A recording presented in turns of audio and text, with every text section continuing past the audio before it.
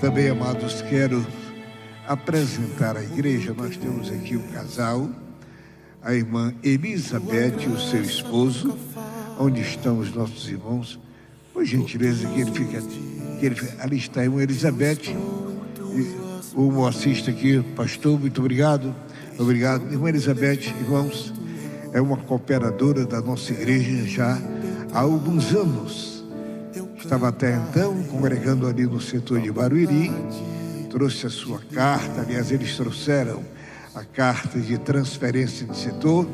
E irmã Elizabeth tem sido uma bênção nas mãos de Deus, trabalhando com as irmãs do círculo de oração. E hoje à noite nós vamos ouvir uma palavra por ela, para que as irmãs tomem conhecimento. Ela estará diante de todos nós falando daquilo que Deus tem feito na sua vida, do trabalho que ela realiza para o reino de Deus. Irmã Elizabeth, por gentileza. Tua doce voz que me guia em meio ao fogo na escuridão. Jesus. A paz do Senhor Jesus para a igreja do Senhor. Me sinto muito feliz nessa noite pela grande oportunidade que o Senhor nos concede de estarmos aqui para adorar ao Senhor. Viemos aqui para adorar ao Senhor. Acima de qualquer coisa, adorar ao Senhor. Agradecer a Deus por tudo aquilo que Ele é para nós. O que Ele faz é importante, é muito importante. Mas o que Ele é muito mais valioso. Ele é tudo para nós. Ele é tudo, irmãos, Ele é tudo. Me sinto muito honrada, muito agradecida a Deus pela vida do pastor presidente, pastor José Wellington, pela forma carinhosa que nós fomos recebidos aqui, eu e meu esposo, pastor Moacir, pelo carinho da Marta, que é uma irmã que Deus me deu, ela sabe disso, a Karen, que veio junto no pacote, né, Karen? Pela alegria dessas mulheres, pelo trabalho que elas fazem na obra de Deus, pela vida da irmã Miriam Portela, que eu ainda novinha, gente, com 20 e tantos anos, eu era regente em Santana de Parnaíba e eu já ia lá para Itapevi, na festa de Itapevi com o círculo de oração, e pela forma carinhosa que a irmã Miriam me recebeu. Deus abençoe a irmã Miriam, todas as suas companheiras. Eu moro em Santana de Parnaíba, é quase uma viagenzinha para vir para cá, mas a gente pega assim a Castelo, pega a estrada, mesmo com o trânsito, a gente vem louvando a Deus, porque Deus é o dono da nossa vida. A nossa história não está sendo escrita, ela já está escrita. Deus já sabe tudo sobre nós, então isso traz um descanso para a nossa alma. Tem pessoas que pensam assim: Deus está escrevendo minha história. É engano seu. Deus já escreveu sua história, Ele já sabe tudo sobre você.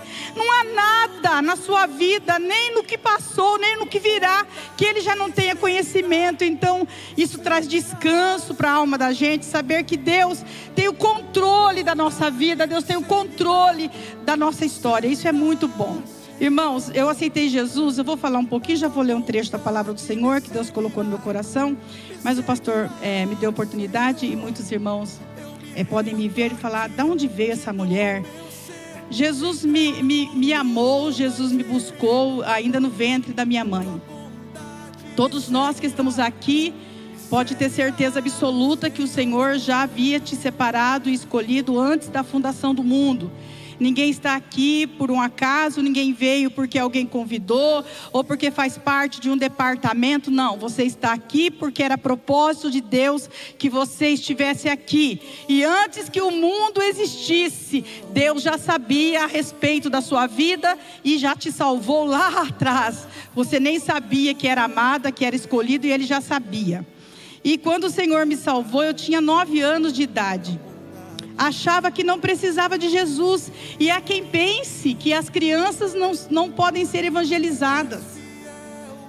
E há quem pense que as crianças não são alcançadas pela palavra, pela forma infantil delas cultuarem a Deus. Elas não conseguem ficar como a gente fica 2 horas e meia sentados ouvindo a palavra. Às vezes eles se mexem um pouco e vai para lá e vem para cá. Mas é engano quem pensa que o evangelho não entra no coração de uma criança.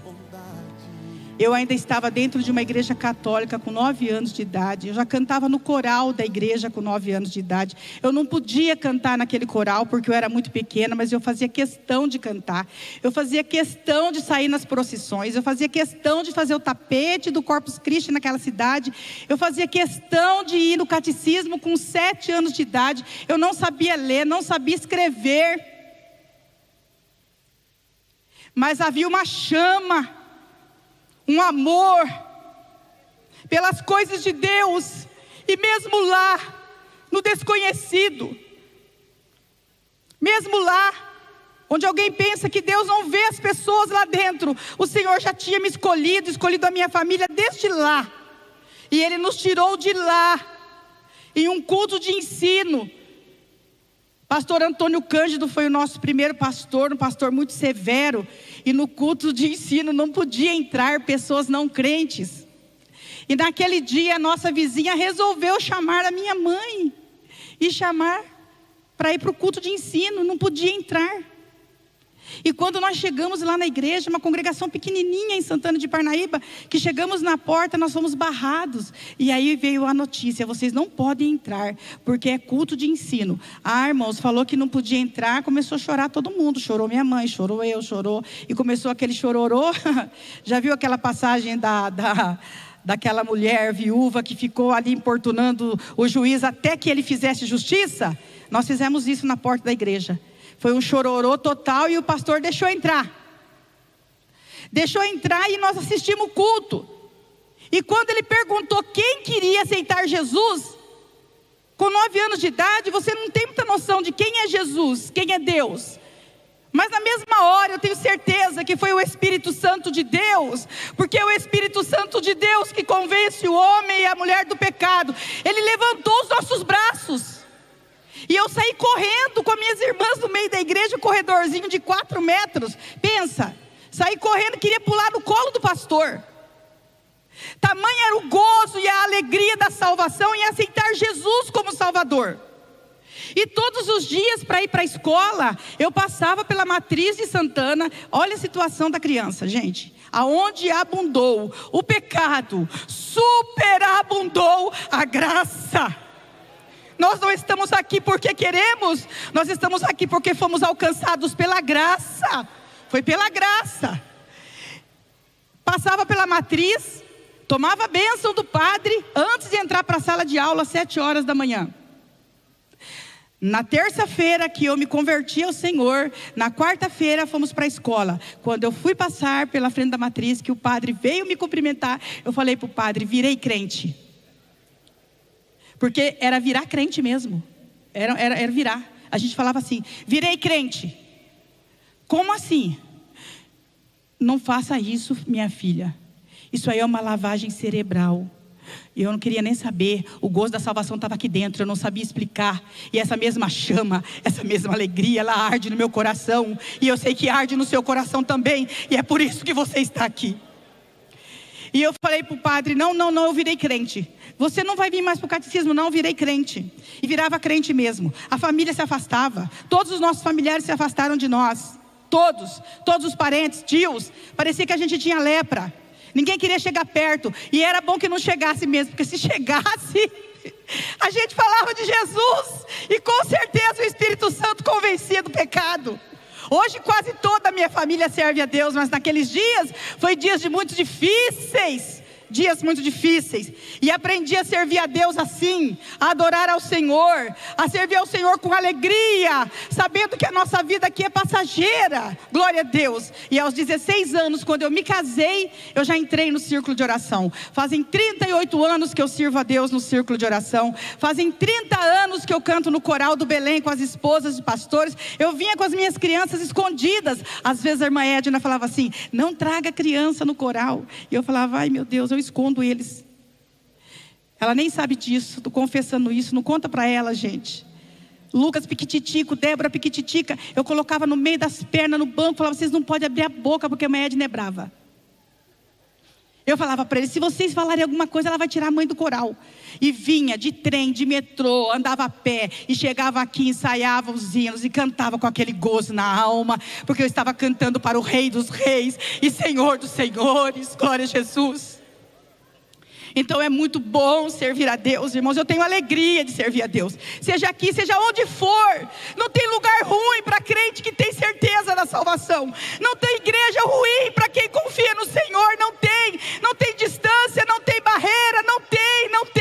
Servir ao Senhor é o nosso prazer, e eu estou aqui com muita alegria. Venho servir ao Senhor. Eu sei que não vamos conseguir vir a semana toda. O nosso desejo era estar aqui segunda, terça, quarta, quinta, sexta. Não tem condições, mas eu quero dizer para as irmãs e para os irmãos que nós estamos aqui para servir, para orar, para somar juntos. O porquê de tudo isso, Deus sabe, eu não sei, Ele sabe. Uma coisa eu sei, eu descanso no Senhor.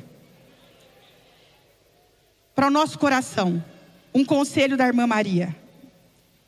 Abra sua Bíblia, por favor.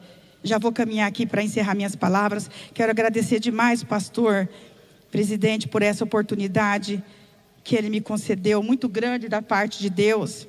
Estou muito feliz, agradecida ao Senhor. Evangelho de Jesus Cristo, segundo escreveu João, o apóstolo, capítulo 2. Foi cantado aqui sobre milagres, e eu vim falando com Jesus a respeito de milagres. O Evangelho de João é um evangelho diferenciado. O nosso livro, o nosso Evangelho de Mateus começa falando sobre a genealogia de Jesus. O Marcos vai falar de João Batista, vai falar da tentação do deserto. O Lucas vai falar a respeito do nascimento do Messias. Mas o João começa dizendo sobre o verbo vivo, aquele que é poderoso. E no princípio era o verbo, e o verbo era Deus, e o verbo estava com Deus. E tudo que foi feito, ele estava presente. E no capítulo 2, que é o capítulo que eu peço para os irmãos que me acompanhem rapidamente, eu quero ler somente o capítulo 2 e o versículo de número 4. Disse-lhe Jesus: mulher, que tenho eu contigo? Ainda não é chegada a minha hora. E aqui segue um conselho que serve para nós, para a nossa vida toda. Sua mãe disse aos empregados: fazei tudo quanto ele vos disser. Quer ser vitorioso? Faça tudo conforme a vontade do Senhor nosso Deus. Um casamento que tinha tudo para ter um fim trágico. Mas aonde há a presença do nosso Cristo vivo, há milagre, há mudança, há vitória. E a maior vitória não é falar sobre milagres de Jesus, é saber que o Filho de Deus tem poder, não somente de curar o corpo, de curar a alma, mas também de nos levar para o céu, o verbo vivo, o divino. Pensa, irmãos, um casamento que não era um casamento de um dia, não era um casamento de 2 dias, era um casamento de dias. Mas convidaram Jesus para o casamento. No casamento estava o convidado humano, o Jesus humano, o filho da Maria, o carpinteiro, o filho de José, mas estava o Deus vivo naquele casamento. Como Deus, ele já sabia que ele havia de fazer um milagre naquele casamento. Aleluia! Era o início do ministério dele. Ele já tinha sido batizado por João Batista, e agora vai começar o ministério público de Jesus numa festa de casamento, no meio da família. Olha aqui, nós estamos num culto da família. Tem milagres dessa festa também, aleluia. Por quê? Porque ele foi convidado para estar aqui. Ele está aqui entre nós, na pessoa do Espírito Santo de Deus, para ouvir o seu clamor, para atender o desejo do seu coração, para sondar o que tua alma pede nessa noite.